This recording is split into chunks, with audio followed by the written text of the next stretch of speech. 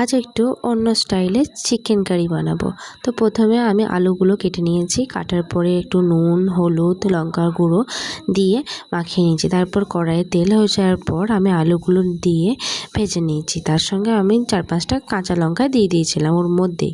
তো তারপর ওই তেলের মধ্যেই পেঁয়াজ কুচি দিয়ে দিয়েছি পরিমাণ মতো, যার যারটা প্রয়োজন। আমি রসুন খেতে ভালোবাসি তাই আমি রসুন দিয়েছি, গোটা রসুন।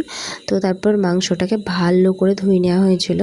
তো পেঁয়াজগুলো ভাজা ভাজা হয়ে যাওয়ার পরে আমি রসুন বাটা দিয়ে দিয়েছিলাম। ভালো করে পেঁয়াজের সঙ্গে মেশাতে হবে। তো মেশানোর পর ভালো করে নাড়াচাড়া করে নেওয়ার পর আদা বাটা, জিরে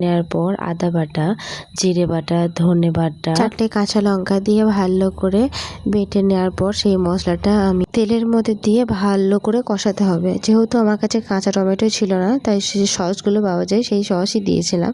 তারপর আরও ভালো করে কষানোর পর যখন তেল ছাড়ছিল, ঠিক তার আগের মুহূর্তে একটু শুকনো লঙ্কার গুঁড়ো জলে গুলে দিয়েছিলাম, নর্মাল জলে।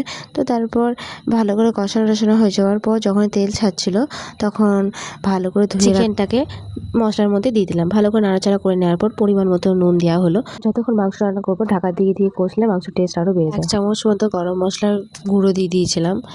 তো তারপর আমি 1 সসপ্যান গরম জল করে দিয়েছিলাম। তো আপনারা এভাবে করবেন, আপনাদেরও রান্না খুব সুস্বাদু হবে।